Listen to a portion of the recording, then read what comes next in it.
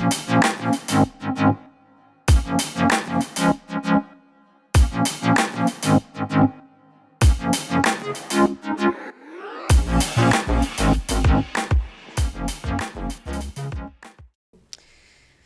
gente, tudo bem? Estamos de volta com mais um episódio do podcast Penso Logo Equalizo, o podcast que existe para ajudar você a refletir sobre os seus hábitos e atos de sustentabilidade.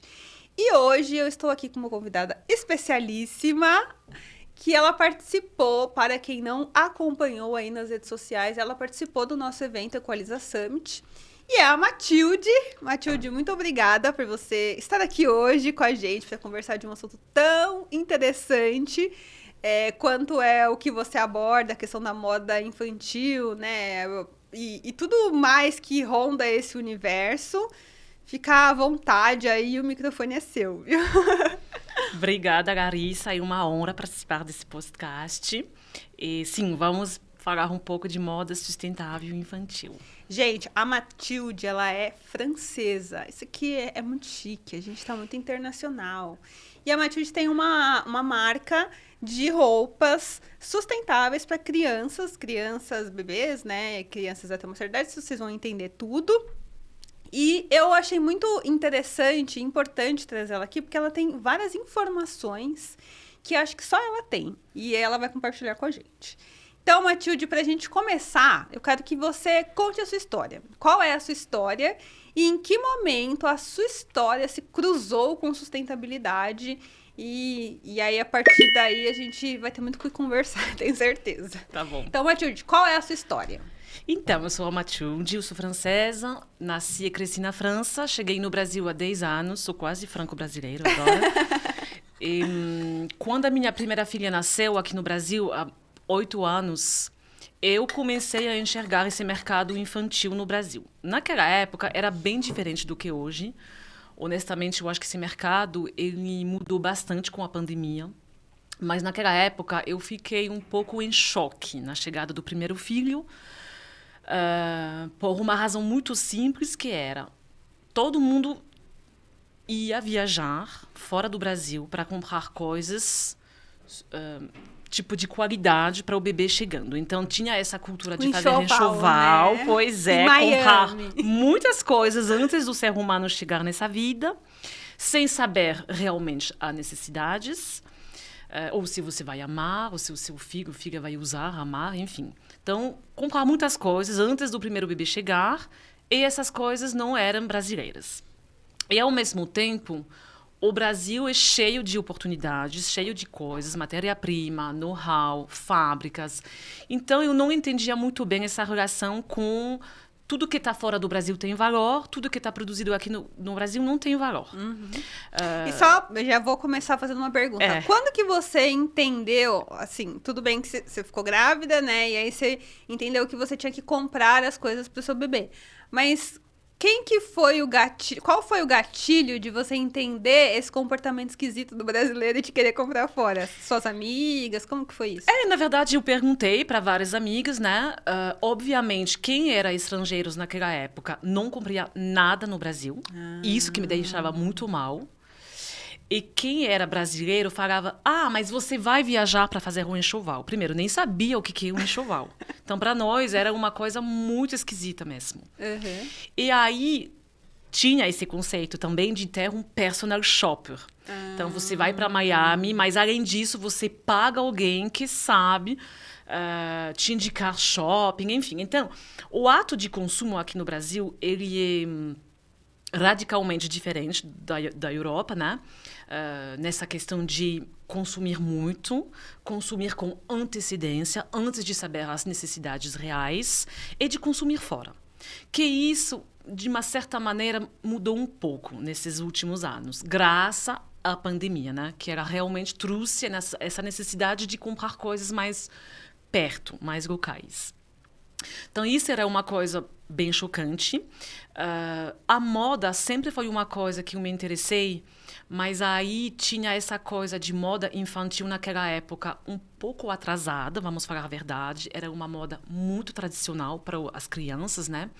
Muito relacionada à questão de gênero. Azul, rosa, as peças, o vestuário para as crianças era uma coisa um pouco antigas na medida do, por exemplo, para as meninas era muito vestidos com muitos detalhes, que babado. não deixam, exatamente, que não deixam de fato a menina ser uma criança antes de ser uma menina. Então, eram muitas coisas assim, muitas coisas mesmo. Que lá na França você não via, né? Tinha, mas um pouco menos. E também não tinha esse boom, vamos falar assim, esse crescimento muito forte de marcas com uma proposta sustentável. E isso também eu achava muito bizarro. Na Europa, todas as marcas que nasceram, cresceram nos 10, 15 últimos anos, todas delas têm uma proposta relacionada ao meio ambiente. Que legal. A ética. Tem um propósito levemente diferente, para justamente ser, né, uma proposta que vai contrar essa filosofia de fast fashion, de surconsumo, de surprodução, que é o grande problema da moda hoje. E aqui eu via que o mercado nem estava fervendo, né? Estava no início das coisas. Eu sempre pensava, mas tem muitas coisas para fazer. Se a gente parar para pensar, o Brasil tem muita matéria-prima, muito know-how. Aqui em São Paulo já era um estado muito forte nessa indústria têxtil.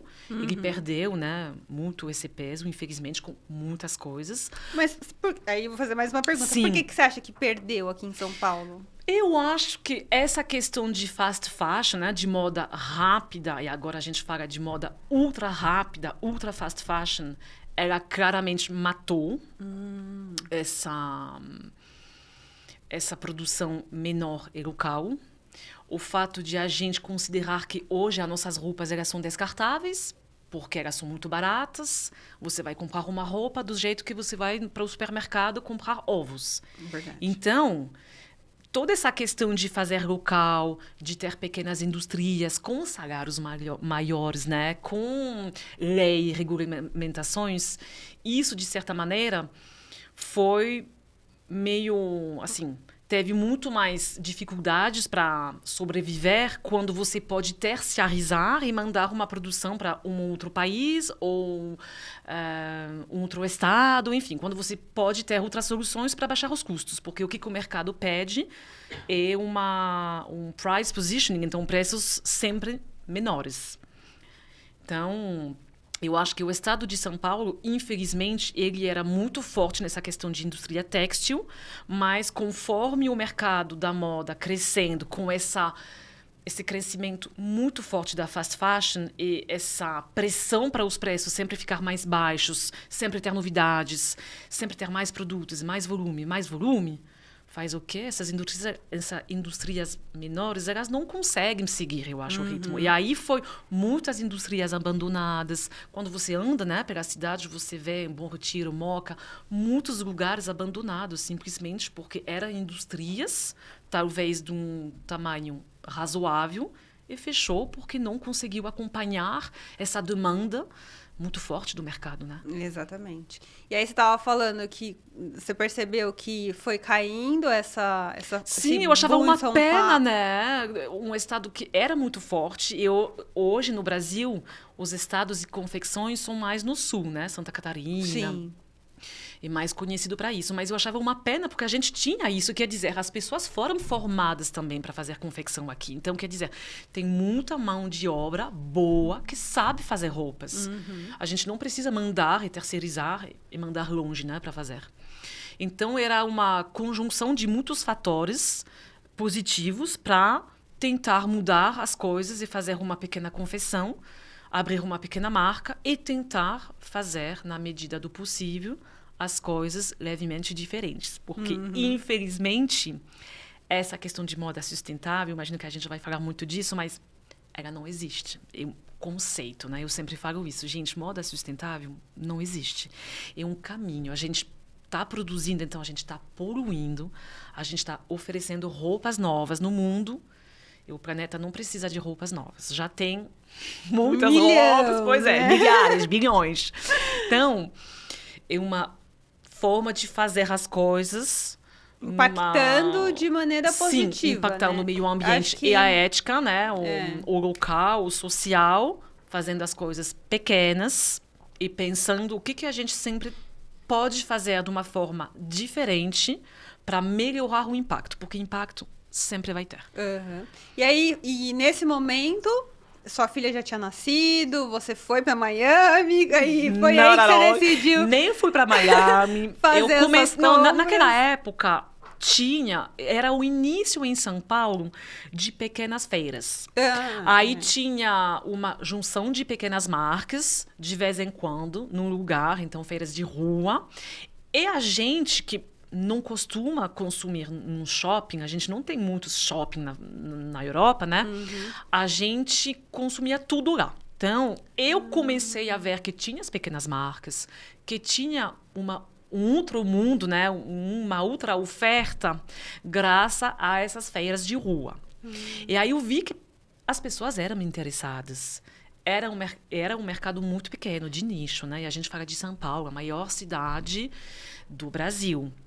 Mas, de fato, como eu tinha acesso a esse mercado, eu via que tinha uma oportunidade para, sim, fazer essa proposta de moda sustentável e ética para o infantil e começar a testar. Então, a ideia surgiu assim.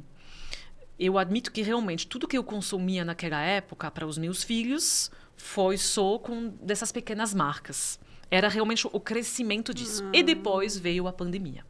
A pandemia radicalmente mudou, eu acho, muito o consumo brasileiro. A partir deste momento, os brasileiros, quem tinha dinheiro, né, não podia viajar e aí tinha que comprar as coisas aqui. Então, eu acho que deu uma chance, né, uma oportunidade para todas as marcas locais, que eram, de fato, bem menores, e também o mercado da segunda mão. Há 10 anos atrás, no Brasil, a moda de segunda mão, eu acho que ela era considerada uma coisa para os pobres. Era. Quem não tem dinheiro, vai comprar uma coisa que já era de alguém. Hoje em dia, eu acho que está mudando isso também. Mas está mudando para o quê? Informação, educação, todo aquele conteúdo, por exemplo, que você cria todos os dias, né? Você, Larissa, eu acho que tudo isso, que é um trabalho de formiga, contribui para mudar um pouco as coisas, mas é uma coisa gradativa, de muito tempo e de muitas pessoas se unirem para justamente falar desse tipo de assunto. Exatamente. E uma coisa engraçada, né, que eu não consigo me lembrar qual foi o momento da minha vida que eu me apaixonei por Paris e a cultura francesa e tudo mais. E eu sempre tive isso de não ter que não me importar com marca, sabe? Eu tenho uma coisa assim, né, lá com os parisienses, principalmente. Eles podem estar usando, já vi aquele Paul Cabane falando, pode estar usando a roupa mais cara, mais chique, mas não tem um logotipo, não tem nada, né?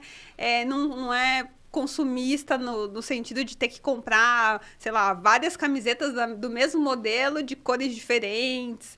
Isso é muito legal, que infelizmente não tem no Brasil, né? Porque, por exemplo, a Shopee chegou... Eu sempre falo da Shopee, eu sempre vou falar porque eu não concordo com... Desculpa, Shopee. Eu não concordo com o fato de... As pessoas compram quantidade, elas não compram qualidade. E as pessoas não sabem de onde vem essa quantidade que elas compram, né? E hoje em dia também tá muito na moda. E assim, eu digo muito na moda porque todo dia você pode entrar no Instagram, você vai ver uma pessoa que tá grávida falando de roupas para crianças, que tá indo, sei lá pra onde, comprar sei lá o quê, um monte de roupa que aquela criança não usa. Eu tenho certeza absoluta que aquele bebê não vai usar metade das coisas que a mãe comprou. Então, como que você... Quando você criou a sua marca, qual que foi? Você pensou em tudo isso? Conta pra gente um pouquinho do contexto da sua história em relação a consumo consciente que a mãe deveria ter antes de colocar uma criança no mundo. Não, são vários assuntos, né? Muito diferentes e, ao mesmo tempo, ligados. Eu acho, mas isso é a minha visão, uma coisa muito subjetiva. Eu sempre vi o brasileiro muito impactado negativamente, obviamente, do meu lado, pelos Estados Unidos. Sim, então, muito. Essa questão de consumo, eu acho que ela foi trazida pelos Estados Unidos aqui.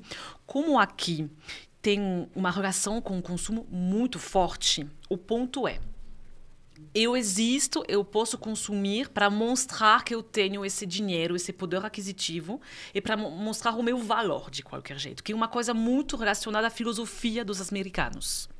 Quem pode, quem tem dinheiro e quem é successful, quem tem sucesso, né, conseguiu na vida ter dinheiro e tal, vai ter reconhecimento porque ele está consumindo. Então, ele tá mostrando para os outros que ele tem esse poder, ele tem esse dinheiro. Os brasileiros, infelizmente, eles foram muito poluídos, se eu posso falar assim. Então, enquanto a Europa, que tem mais histórias, ela resistiu para não fazer reentrar na medida do possível, gente, porque é uma caricatura, né? Não é tão assim, mas ela resistiu para não fazer entrar essa filosofia. Aqui fica uma coisa muito mais permeável. Então, no Brasil, o consumo é uma coisa muito forte. Então, essa questão de marca também, ela impacta totalmente a cultura, né? A gente gosta de ver as marcas. Eu tenho esse carro para dirigir porque eu tive o dinheiro de comprar. Então, o consumo é uma forma de posicionamento no Brasil. Porque também tem muitas desigualdades. Né? Tem pessoas que têm muito dinheiro e tem pessoas que realmente não têm nada. Sim, então, sim. É ligada a muitas coisas, essa questão de consumo aqui, na minha leitura, né? Porém, eu acho que o mercado vai mudar. De qualquer jeito, o mercado tem que mudar. Isso é a minha visão também. Eu fiz um erro também. Eu achava há 5, 6, 7 anos atrás, quando a minha marca era tipo em gestação, eu achava que o mercado ia mudar muito rápido. E isso foi um enorme erro. Porque o mercado não muda muito rápido. O mercado muda para quem tem dinheiro e é privilegiado. Então, obviamente, quem consome hoje no Brasil as marcas menores, locais, que se importam com o meio ambiente, matérias-primas, salários, quem está atrás do trabalho, são pessoas muito mais privilegiadas em termos de dinheiro e de cultura. Quem consome esse tipo de conteúdo também é uma classe privilegiada, que eu faço parte. Então, assim, está mudando gradativamente, de novo. Eu sempre pensei que ia mudar muito mais rápido do que, de fato, mudou. A gente tem que ver realmente nos números. É muito claro que a moda sustentável no Brasil, ela aumentou nos últimos anos. 4 últimos anos, ela realmente cresceu. Mas, ao mesmo tempo, a Shein, a Shopee, as marcas enormes de fast fashion bombaram. Sim. Então, isso é uma coisa muito também interessante a entender. Talvez o consumidor, em termos de moda, que consome algumas marcas slow fashion, ele consome para ficar um pouco sossegado nessa questão de culpa. Mas, ao mesmo tempo, ele se interessa por comprar uma coisa muito barata que vem da China rapidamente, sem pagar muito frete e que está super tendência. Então, é difícil saber isso, porque é relacionado ao consumo, e o consumo, especialmente na moda, é uma coisa muito difícil de entender. E quando a gente fala de um infantil, é uma coisa ainda mais difícil. Por quê? Porque você está comprando não para você, mas para o seu filho. E como você está comprando para o seu filho, tem muito essa relação de projeções. O que eu quero para o meu filho? Quero o melhor.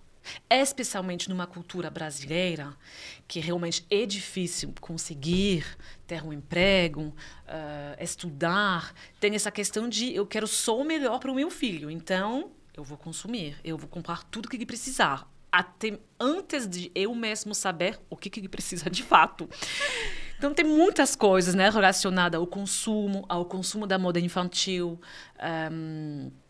Bom, eu perdi um pouco a sua pergunta, não sei se eu respondi bem, mas tem muitas coisas relacionadas a isso, mas eu sempre pensei, eu acredito ainda que o mercado vai mudar, ele vai mudar bem gradativamente. Infelizmente, as grandes marcas que mais poluem, elas têm um impacto enorme ainda, mas eu espero que gradativamente essas pequenas marcas vão crescer e pegar uma parte do bolo, né?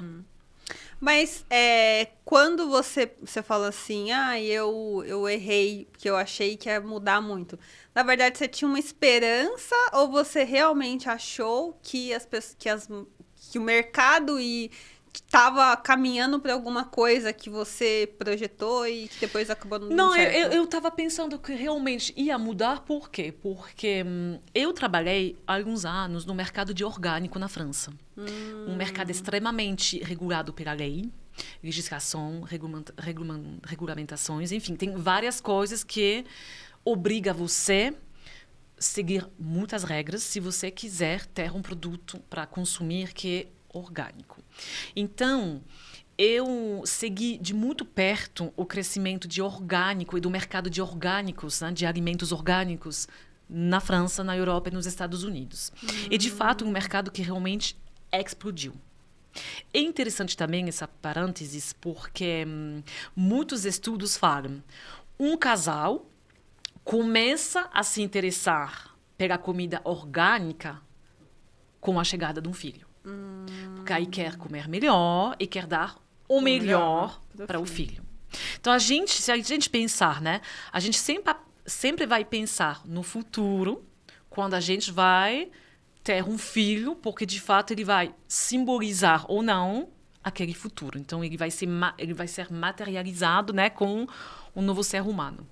E aí, esse mercado, ele cresceu muito. E realmente foi um crescimento muito rápido. Até que, no início, era só para quem tinha dinheiro. Então, as pessoas mais ricas eram quem consumia muito mais orgânicos na semana ou no mês. E aí, as grandes marcas começaram a ver o potencial e começaram também a seguir essas regras. E a fazer muitas pequenas marcas, né? Marcas brancas de orgânicos, ou a propor mais produtos delas mesmo de orgânico. E por isso que o mercado de orgânico explodiu. Então, eu sempre pensava que era ser mais ou menos com essa velocidade, esse raciocínio em outros setores. Justamente, por exemplo, a moda. Sim. Eu errei total. Porque Ainda mais aqui no Brasil. essas grandes marcas hoje, que realmente são responsáveis, quando a gente fala, mas a moda é um setor mais poluente do mundo, muito mais do que a aviação. É verdade. É verdade. Em termos de produção de emissão de gases de efeito estufa, é absolutamente verdade. Por quê? Por questão de volume. A gente faz um volume de roupas por ano surreal, né? Eu estava lendo 100 bilhões de roupas vendidas cada ano no mundo. 100 bilhões, gente. Por Tem quê? até aquele cemitério de roupas lá no... Onde que é mesmo? O deserto de Atacama. No deserto de Atacama, que é ridículo aquilo, Surreal. né? E eu postei aquilo e uma seguidora falou que ela leu em algum lugar que eles não doam essas roupas porque tem muita roupa de marca de grife e eles não querem que as peças, né, importadas ou as peças premiums acabem com qualquer pessoa. Então, ou você compra ou você não compra, você não vai ter de outro jeito. E se eu não vendi, eu jogo fora.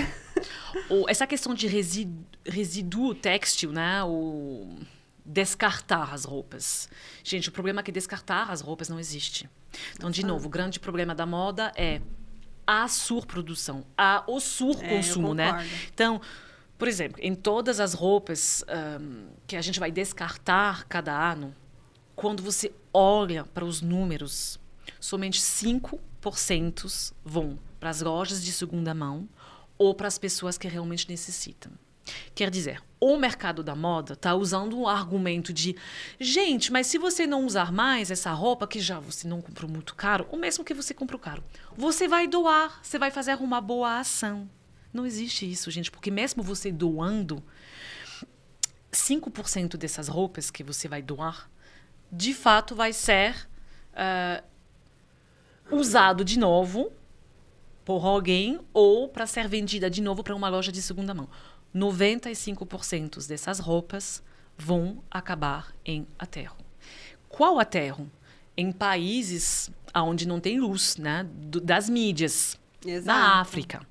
Então, são países que não têm o dinheiro, a infraestrutura para gerenciar os caminhões que chegam cada semana com toneladas e toneladas e toneladas de roupas. Então, a realidade é essa. Não tem descarte de roupas.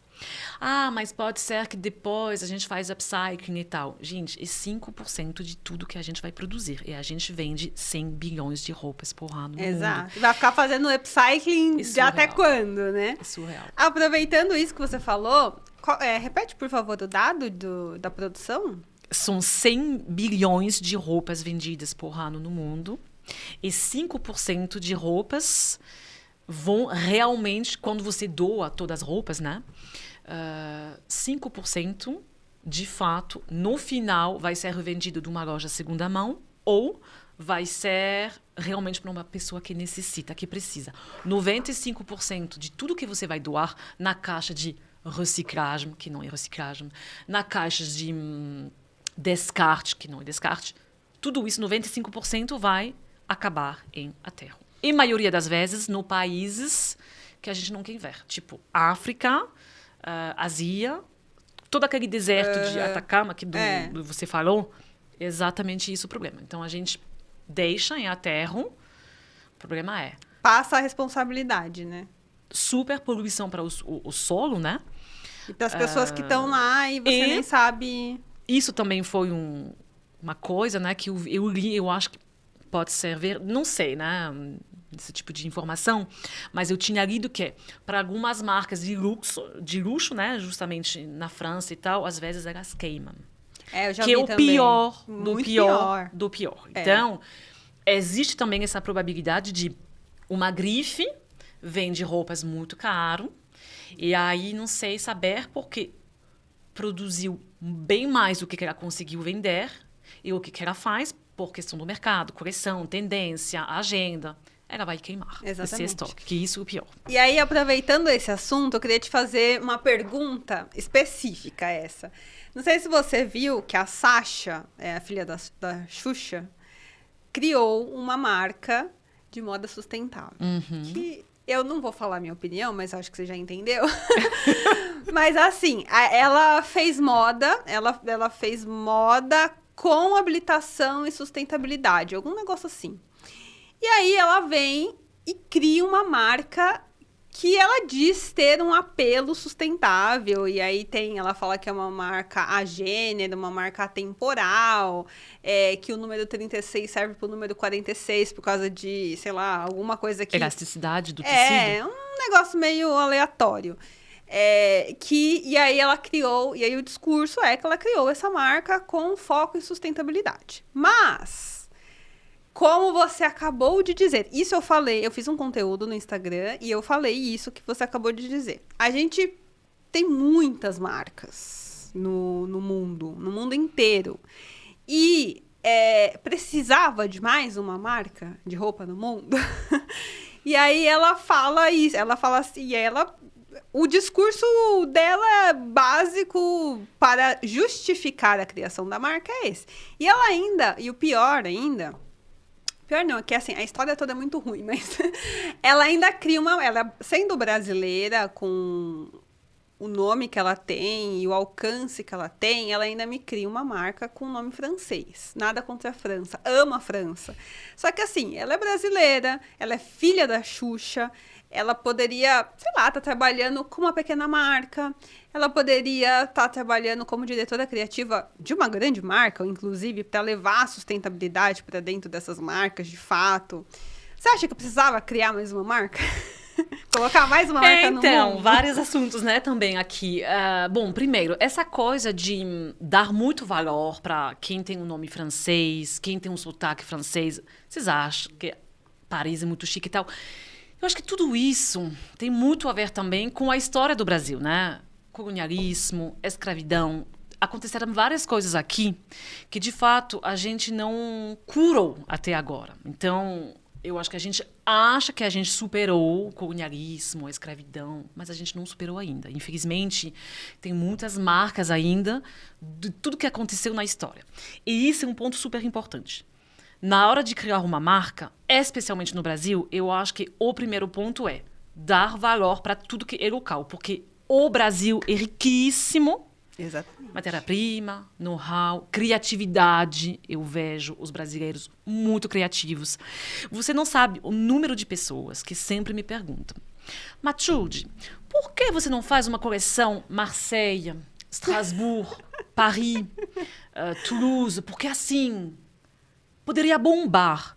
Gente, o que eu, franco-brasileira, agora iria fazer para justamente tentar lutar e, de uma certa maneira, ajudar o Brasil a sair dessa história, né? A refletir um pouco melhor, a olhar a realidade do jeito que ela é e tentar consertar as coisas do jeito que a gente pode. Então, essa questão de... Não, mas essa marca Estúdio Pipoca é legal porque ela vem de uma francesa. Não sou porque eu sou francesa que eu tenho mais gosto, que eu sei fazer moda, nada a ver. Tipo, realmente nada a ver. Isso é preconceito. Eu acho também, seria surreal, seria só usar um marketing colocando um nome francês numa coleção só para puxar as vendas. Nada. Exatamente. Agora, eu acho bacana o fato de ter essas duas nacionalidades, de ter essa criatividade a mais, de pensar e tal. Mas eu acho muito importante, hoje em dia, quando você cria uma marca, de usar uma marca para justamente passar mensagens, mudar as coisas. Criar uma marca para só colocar produtos e vender, eu não entendo. A gente já tem muitas qual o marcas. Caminho. Pois é. Né? Então, não sei, né? Essa questão também de sustentabilidade, eu acho que era assim. Muitas pessoas falam, não, mas essa marca de moda é muito sustentável. Tá. Mas por quê? Ah, não, porque ela tem uma linha de vestidos em linho. Ok. Mas isso, gente, também nada a ver com sustentabilidade. Primeiro, eu acho que a gente tem que ficar transparente e explicar para as pessoas. No meu site, eu sempre deixo super claro, gente, eu tento ser moda sustentável, mas ser uma marca de moda sustentável não é um destino, é tipo um caminho. Eu tento fazer da melhor forma possível, pelo menos eu tento de ter menos impactos possíveis na minha produção, que já é um problema. Do jeito que você falou, eu criei uma marca, eu estou produzindo, já estou poluindo. Exatamente, já estou um ator da poluição na moda em geral. Então, isso tem que ser uma coisa muito clara. Por que você considera que a sua marca ou a marca da fulano, do fulano, ela é sustentável? E você tem que explicar para o consumidor. Por que eu faço as coisas assim? Por que eu considero que sim, eu posso me encaixar nessa definição de moda sustentável? Vou explicar o porquê. Tem isso, isso, isso. Por que eu considero que eu trabalho com ética? Porque eu pago X essa camiseta para fazer na confecção. Porque eu trabalho com esse ateliê, eu não terceirizo nada. Então, são essas explicações transparentes que a marca tem que ter com o consumidor, que são argumentos viáveis, né? E não, porque ela usa um tecido, não sei o quê. Exatamente. Não, tem que entender de onde vem o tecido, qual a matéria-prima, quem faz, enfim, todas essas questões, né? E o pior da marca da Sasha é que você entra lá no site, não tem rastreabilidade do algodão, não tem certificação, você não sabe de onde veio o linho, você não sabe de onde veio o jeans, você não sabe de onde veio nada. E aí tá tudo lá, porque eu sou sustentável. Então, assim, é muito difícil. E aí ainda faço uma crítica ainda maior, que é pra mídia brasileira. Porque todo mundo, a mídia, basicamente todas as revistas de moda e várias outras revistas foram no desfile e ficaram elogiando e falando que a moda era sustentável, sendo que a maioria dos jornalistas que escreveram sobre essa moda supostamente sustentável não entende nada para falar que uma moda é sustentável, só que ninguém perguntou, por que você escolheu um nome francês se você é brasileira?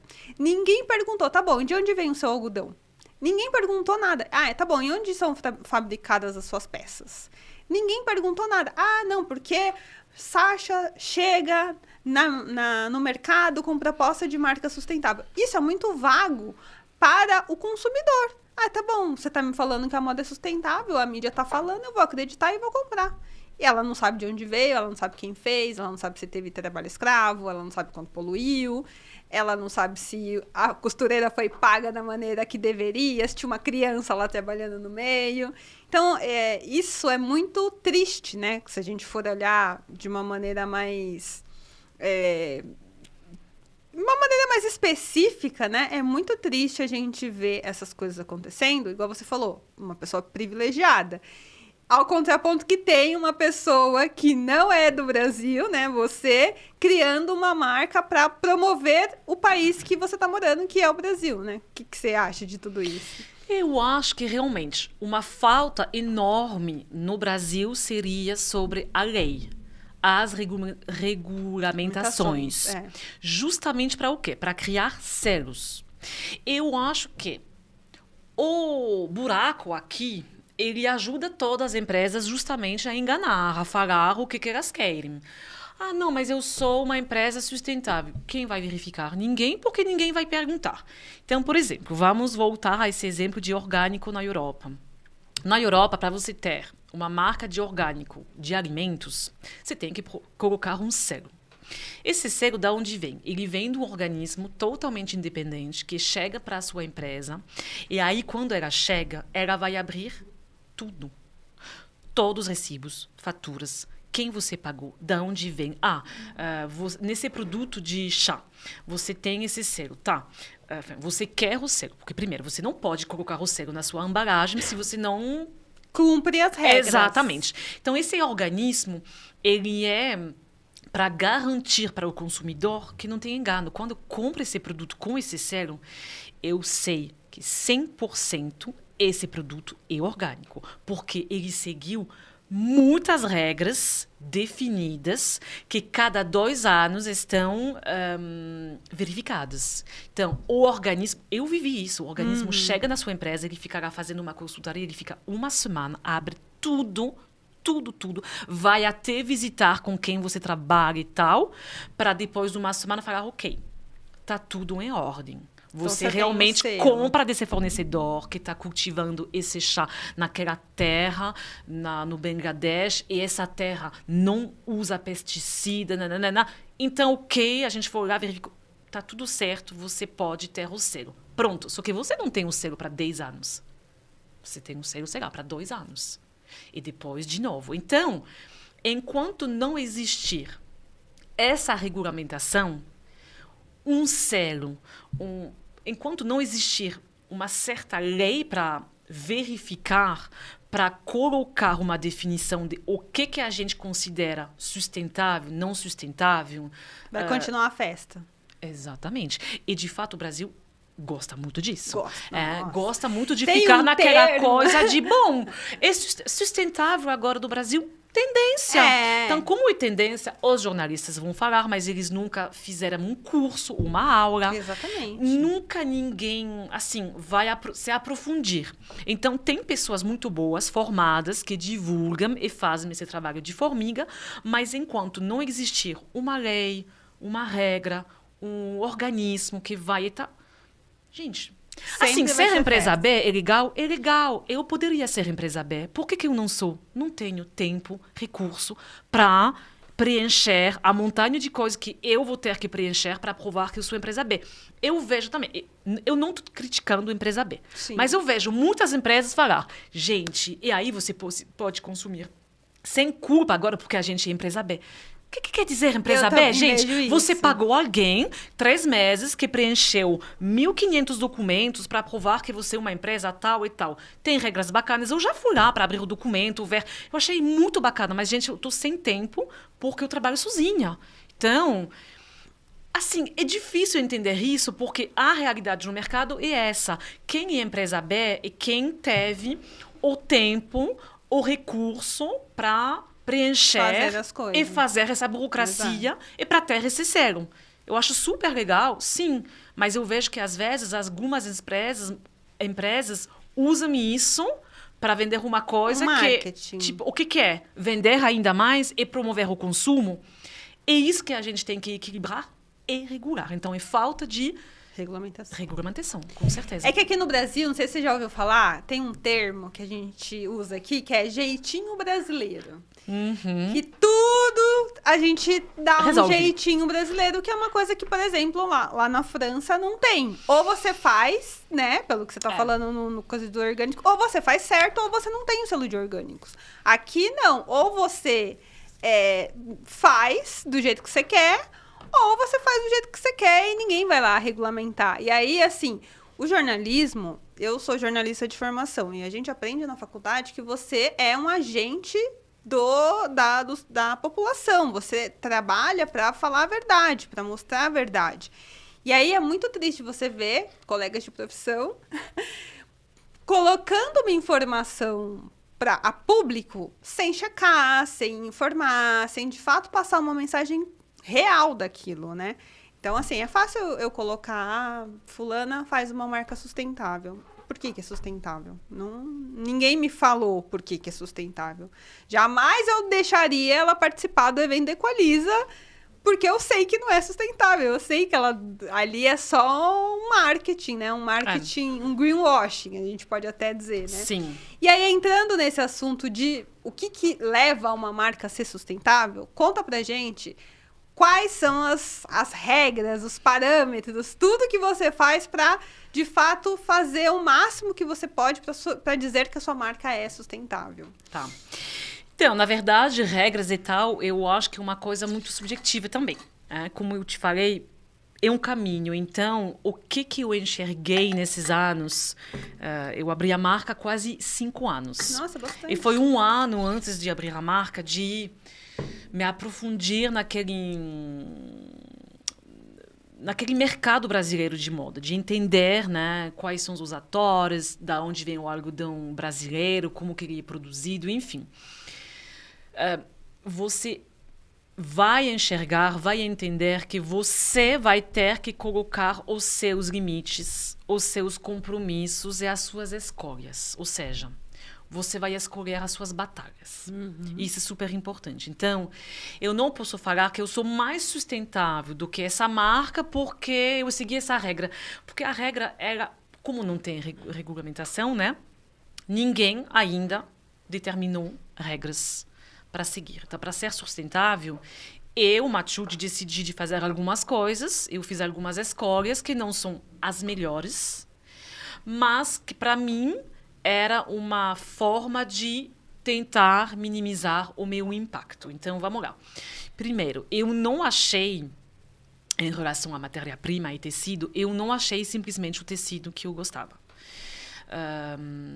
Eu era muito atrapalhada, eu não gostava do fato de você nunca ter uma traceabilidade bem forte no tecido. Então, por exemplo, quando você quer abrir uma marca pequena, né? Você é um pequeno empreendedor, maioria das vezes você vai atrás de um tecido e depois você vai colocar neste tecido, que é um rolo, a sua modelagem, tá? E aí o seu risco fica menor porque, por exemplo, você comprou um rolo de tecido, então quando acabar, se você não vender, você só comprou um tecido, Sim. um rolo. Então, isso era a minha primeira ideia. Eu vou fazer assim, né? Por questão de eu vou criar a minha modelagem, eu já tinha algumas ideias e tal.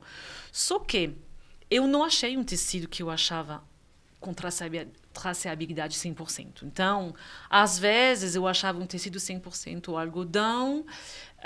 Tá. Eu perguntava, mas da onde veio o algodão? A gente não sabe. Não, isso é um rolo de tecido algodão orgânico. Nossa, que bacana, né? O algodão orgânico é o melhor algodão, realmente. Mas de onde vem esse algodão orgânico? Putz, Matilde, não, você está perguntando demais, a gente não sabe. E aí, você abrindo essa caixa preta, você enxerga que traqueamento, rastreabilidade de um tecido não existe aqui também.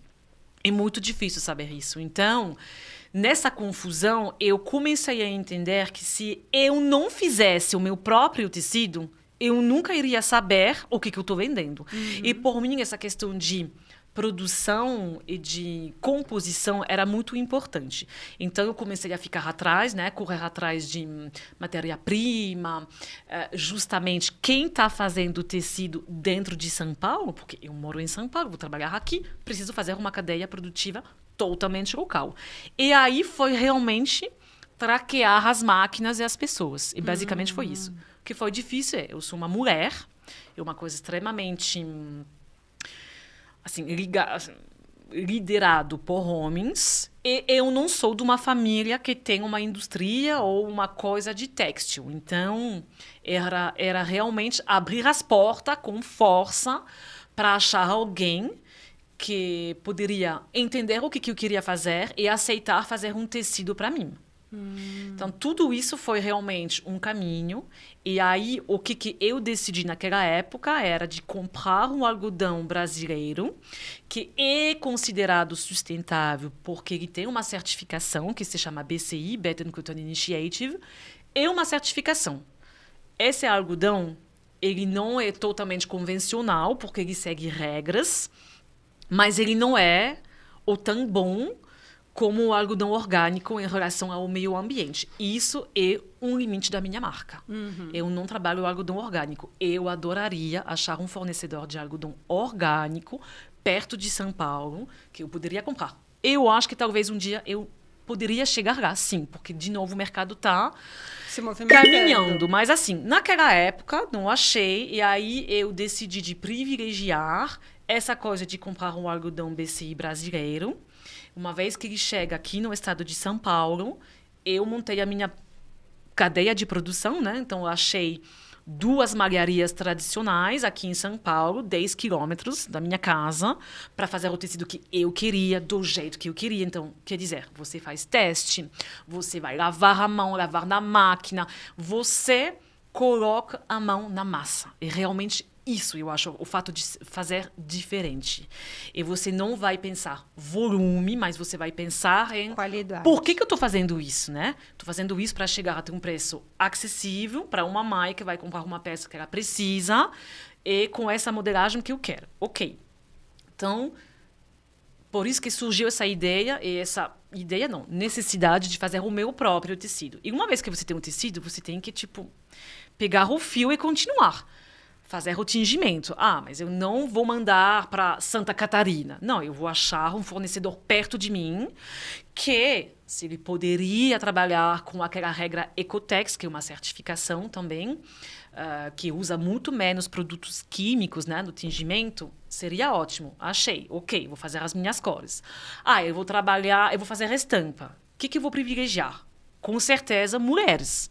Quero mostrar trabalho de mulheres, porque a minha marca é só com mulheres. Então, eu vou achar uma artista brasileira que faz... Vem cá. O que você trabalha? Essa arte, legal. Vamos pensar o que a gente poderia fazer para uma marca de moda infantil. Ótimo. Então, estou trazendo uma mulher e trabalhar com ela. Aí, nesse caso, vai ser uma estampa digital, que é muito, assim, bem melhor em relação ao meio ambiente do que fazer um tingimento, né, de uma cor. Enfim, então, tingimento, estamparia e depois essa questão de quem vai fazer. Porque tem todo esse lado industrial, inclusive o que mais polui, né? Quando a gente está falando de a moda é um setor muito poluente no mundo. Sim, ela é. Mas o impacto carbono de uma peça de vestuário não é o transporte, não é só a matéria-prima, é essa fase de industrialização. O fato que a gente faz muitas peças e essa industrialização para chegar do algodão, né, do campo, até a peça final. Essa indústria, ela usa muito energia. Essa energia é uma energia fóssil. Então, é ela que emite 70% da pegada carbono da peça final. Então, mesma coisa, parênteses. Quando a gente fala, não, mas essa marca de moda é sustentável porque ela... Usa algodão orgânico. Não, ela... Às vezes eu vejo isso, eu tô mas isso é muito enganar as pessoas também. As marcas de moda que falam, eu vou compensar o meu impacto carbono das peças. Também vejo. Também acho errado. Mas, gente, se você não controlar o volume de produção e se você continuar a incentivar o surconsumo, impacto carbono, nesse caso, não tem nenhuma relevância, porque ele é outra coisa. Problema bem menor. Tem, inclusive, blogueiras. Eu já vi... Nossa, isso eu já vi muito. Blogueiras falando isso de marcas que compensam carbono e aí elas andam de jatinho. Colocar cupom de frete grátis porque você está compensando o impacto carbono, não sei o quê, tudo errado. Isso é greenwashing, porque você está cultivando essa cultura de surconsumo com o argumento de meio ambiente. Mas isso realmente é uma máscara.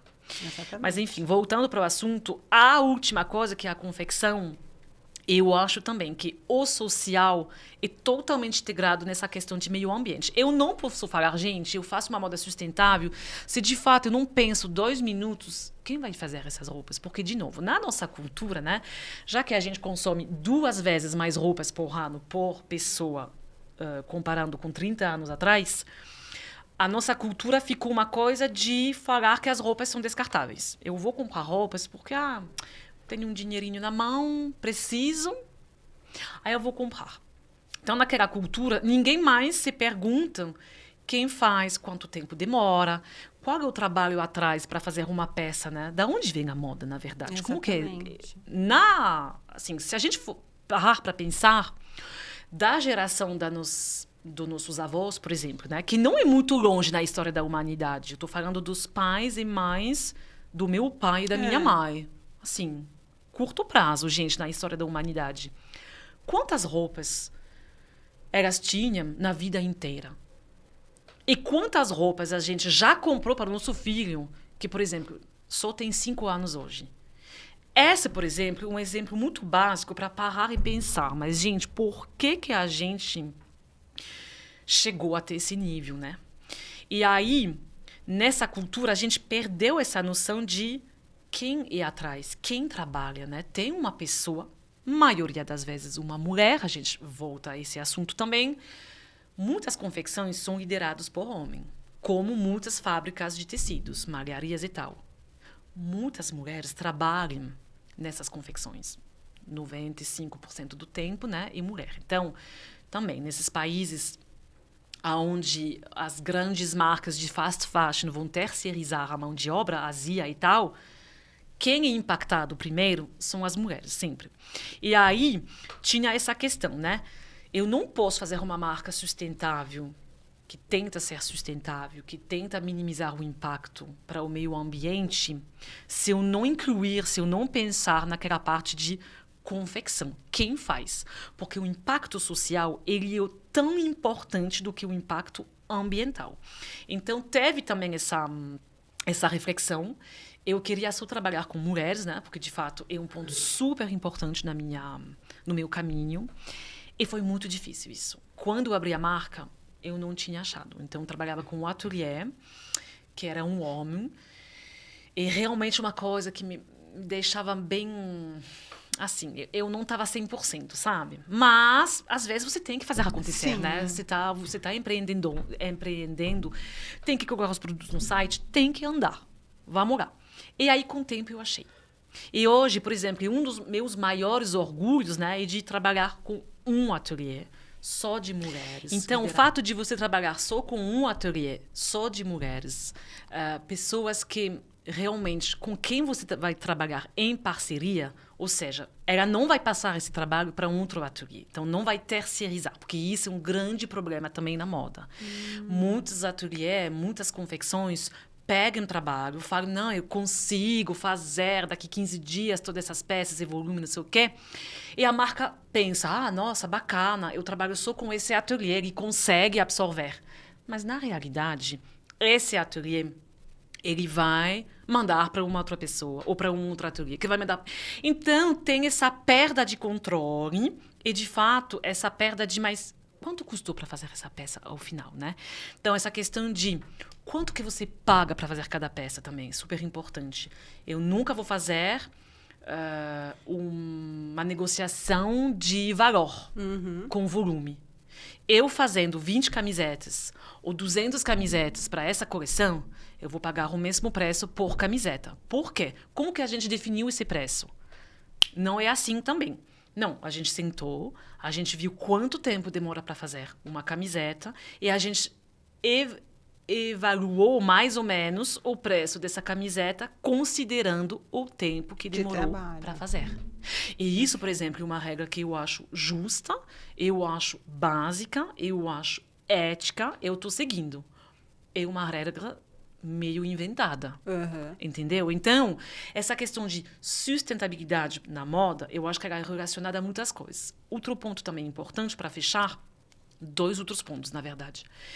Eu acho super importante essa questão de tentar fazer uma moda mais minimalista, a gênero quando a gente está falando de moda infantil, né? Sim. Porque realmente é o meu foco aqui. Por quê? Porque essa questão de fazer uma moda só para menino, só para menina, primeiro, te incentiva a você consumir 2 vezes mais. Então, a consumir. O fato de fazer roupas a gênero para crianças, eu acho extremamente importante nessa questão de tentar deixar o cliente pensar um pouco melhor no consumo dele e também na questão de incentivar a sociedade, isso é uma coisa muito política minha, né? A sociedade pensar um pouco melhor essa questão de gênero, que eu acho que hoje foi uma questão um pouco... Não sei como explicar bem isso, mas eu vejo que às vezes a gente vai sexualizar muito cedo uma criança antes de falar e criança, criança e criança. Deixa essa criança ser criança. Depois da adolescência, quando ela crescer e for adulto, vão chegar essas questões, né? Então, é uma coisa que especialmente me irrita demais, essa questão de gênero. Então, por muitas razões, eu acho que essa questão de moda a gênero para o infantil é super importante. E também nessa questão de fazer o máximo do que você puder, qualidade para fazer durar as peças. Mesma coisa, gente, é um pouco um mito, né? Você precisa comprar roupas porque você precisa se vestir, você precisa vestir o seu filho vai para a creche, vai para a escola, vai sujar, vai manchar, vai brincar, vai fazer a vida dele, que isso que é um incentivo também, vai ser criança, ele vai, de qualquer jeito, voltar para casa com aquela roupa, né, suja, enfim. Mas você fazer uma moda sustentável justamente no infantil e pensar um pouco sobre isso, a durabilidade da peça para uma peça a gênero, que, por exemplo, você vai usar para o seu filho, depois você vai ter uma sobrinha, vai passar para ela, depois ela vai passar para uma amiga que teve também uma filha, enfim, pensar na durabilidade da peça. Uma peça de criança, ela não vai poder durar muito, né? Com a criança, né? Exatamente. Mas ela pode durar com outras A crianças. gente tem que pensar nisso também, nessa questão, detalhe, de modelagem. Se você pensar numa modelagem boa, às vezes você consegue trabalhar nessa questão de durabilidade da peça. Exemplo, a gente acabou de fazer um vestido numa nova coleção. O que eu peguei de exemplo? Gente, eu peguei um vestido que eu usei na minha filha e ela usou esse vestido 2 anos seguidos. Dos 5 aos 7 anos. Por quê? Porque o vestido atrás tinha um elástico, ele era bem amplo aqui. Apesar de ser muito lindo e chique, ele tinha uma modelagem super bem feita. A gente, nessa coleção, fez uma camisa. Primeira vez que eu fiz uma camisa, mas o que a gente fez? A gente pegou um modelo dos anos 80, que era um modelo bem quadrado, para justamente a criança usar muito mais tempo. São detalhes que faz que a peça vai durar um pouco mais. Então, todas essas questões, elas entram nessa questão de durabilidade e de moda sustentável. Agora, isso é o meu ponto de vista. Pode ser que uma outra marca trabalha outras coisas e se defina ela mesma como sustentável. E tudo bem. Realmente é ficar super claro com o consumidor e explicar as coisas do jeito que a gente está fazendo agora. Agora, uma marca que fala, eu sou sustentável, sem explicar o porquê que ela acredita ser sustentável, eu acho que isso é o problema. Esse é o problema, exatamente. Porque é fácil você se intitular alguma coisa, sem você explicar o que é aquele título, né? De onde veio aquele título, por que você tem aquele título. Isso. E aí a gente gera, igual você falou, um subconsumo, né? A gente gera o consumo do consumo. E quando você vê, tá todo mundo consumindo sem motivo, assim, só porque fulana compra, ciclana compra. E tem um dado muito interessante que diz que o Brasil é o país que mais, é a nação que mais é influenciada pelas redes sociais. Então, isso também é muito perigoso, né? Uma marca cair lá na mão errada de alguém, essa pessoa ela vai influenciar, enfim. Mas eu fico feliz de ver que existem marcas como a sua que realmente se preocupam com a sustentabilidade, que tem clareza na informação, que a pessoa ela vai comprar aquela marca E ela sabe o que ela está comprando, ela sabe de quem ela está comprando e não simplesmente o comprar por comprar, né? Parabéns. Obrigada. E uma coisa só para pontuar aqui, é extremamente importante também e é extremamente difícil, porque se a gente parar para pensar, eu preciso vender para pagar as minhas contas, mas ao mesmo tempo eu preciso falar que eu não quero que você consuma sem pensar. Sem necessidade. Então, por exemplo, a maneira que eu achei, porque isso me causou muito eco-ansiedade, muitas questões. Assim, eu passei por várias fases também de tipo, não, eu tô fazendo uma produção, então de fato eu tô poluindo. Ah, mas peraí, eu tô tentando minimizar o meu impacto, mas de fato eu tô poluindo. Enfim. Então, se você realmente parar para pensar, você não abre uma marca. Eu acho que isso é extremamente importante, mas eu sou muito transparente com isso. Uma coisa que eu achei de meio termo aqui foi abrir um blog dentro da minha marca. Nesse blog, eu vou falar de muitas coisas. Por exemplo, eu vou falar de brechó. Eu vou passar endereço de brechó infantil em São Paulo, que eu acho bacana. Eu vou explicar o que é o greenwashing. Eu vou explicar o que é a moda circular. Eu vou explicar o que é o upcycling. Então, o fato de eu falar disso e eu incentivar também os meus clientes, a minha comunidade, a refletir sobre o consumo, eu espero que seja um passo também. É uma questão bem delicada isso, porque realmente eu preciso vender para sobreviver. Eu não quero ser a Zara da vida, porque eu não tenho nenhum interesse para isso. Então, essa é uma boa questão também. Qual é o tamanho certo para ficar sustentável quando você tem uma marca de moda? Super boa pergunta, porque é difícil saber. Mas, ao mesmo tempo, eu acho que uma marca sustentável é sustentável no sentido que ela tem uma missão. Ela tem que explicar. Exato. Ela tem que ser transparente sobre todas essas questões. E nesse blog, eu acho que é uma coisa que aonde as pessoas, pelo menos, conseguem ter algumas respostas. E sempre falar, gente, eu não sou perfeita. A minha marca não é perfeita. É uma marca de moda. Então, estou fazendo uma produção. Eu sou bem pequena. Então, o meu impacto carbono nem existe, né? Porque eu não sou uma indústria. Mas é super importante a gente começar a pensar nesses tipos de assuntos juntos com vocês. Eu sempre falo, está escrito no meu site, a melhor roupa que existe para o seu filho, ela já existe. Não sou eu, a Matilde, com o Estúdio Pipoca, que vai produzir e oferecer para você. Agora, se você quer ter esse prazer, essa dose de dopamina, né? No ato de comprar, se você quer comprar uma roupa nova, legal para o seu filho, sua filha, sobrinho e tal, enfim, melhor comprar de uma marca pequena, nacional, se possível, local, que tem uma pegada sustentável. E isso é o discurso.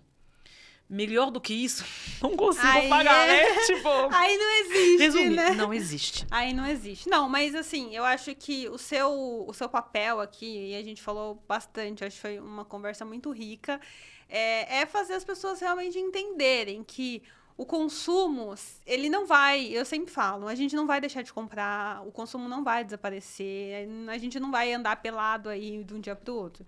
Mas quando a gente precisa consumir alguma coisa, que seja de uma marca pequena, que seja de uma marca artesanal, que seja de uma marca local, não tire o dinheiro do seu bolso para dar para uma grande marca, né? Apoie o pequeno produtor, né? Uma vez eu vi uma frase muito interessante que toda vez que você deixa de apoiar um pequeno produtor, uma marca pequena morre. E é verdade, né? Tem muitas marcas que morrem porque, infelizmente, não se sustentam. Elas precisam pagar as contas, os funcionários e todas as outras coisas. Então, assim, vai ter inúmeras ocasiões que você vai ter que comprar uma roupa nova. Uma festa, um evento, um aniversário, um batizado, enfim, né? Mas quando é que é realmente importante? Você já comprou para uma festa, uma celebração anterior, não dá para usar a mesma? Tá bom, se você tem que realmente comprar, então que seja de uma marca pequena. Eu espero que a sua presença aqui, tudo que você falou aqui, ajude as pessoas a refletirem sobre isso. E para fechar, eu queria que você deixasse uma mensagem positiva, de esperança, para que as pessoas entendam de fato que sempre existe uma opção mais sustentável para fazer qualquer coisa. Não, sim, eu acho que realmente tem muitas marcas bacanas, nacionais, locais, nesse mercado infantil. Assim, maioria das marcas, eu acho que 100%, deve ser tipo 99% dessas marcas são de mulheres, lideradas por mães, por mulheres. Então, tem todo esse microcosmo, né, social, que está tentando mudar as coisas. E é exatamente isso. Se você precisar comprar uma peça para o seu filha, enfim, a sua filha, desculpe, para um pequeno, sempre tentar pegar dessas marcas. Porque, de fato, quando você está comprando, você está usando o seu cartão de crédito e tal, você está voltando, né? Você está apoiando alguém. E, realmente, esse mundo de moda infantil, nessas novas marcas que tenta mudar as coisas, tenta lutar contra as maiores, as enormes marcas, elas são dessas mulheres, dessas mães, né? Que são a sua tia, a sua vizinha. Então, eu acho que o impacto local é super forte. Eu acredito muito nisso, e por isso que eu acho que o futuro da moda infantil deve ser muito mais dessas pequenas marcas locais de mães e de mulheres. É isso. Bom, gente, eu espero que vocês tenham gostado desse episódio com a Matilde do Estúdio Pipoca. Vou deixar aqui no descritivo desse vídeo tanto o @ do Instagram quanto o link do blog, que tem várias informações lá, como ela falou. O link do site, visitem, sigam o Estúdio Pipoca. Se você precisar ir como que é o nome daquelas festas de... chá revelação. Se você for num chá revelação, por favor, não leve fralda descartável, porque o seu dinheiro vai pro lixo. Compra um presentinho na Estúdio Pipoca, que com certeza vai ser muito mais útil para essa nova criança que vai chegar no mundo. Se ficou com alguma dúvida, se quer tirar alguma dúvida com a Matilde, deixa aí nos comentários, com certeza ela vai responder, né, Matilde? Com certeza. E é isso. Um beijo e até o próximo vídeo. Tchau! Foi.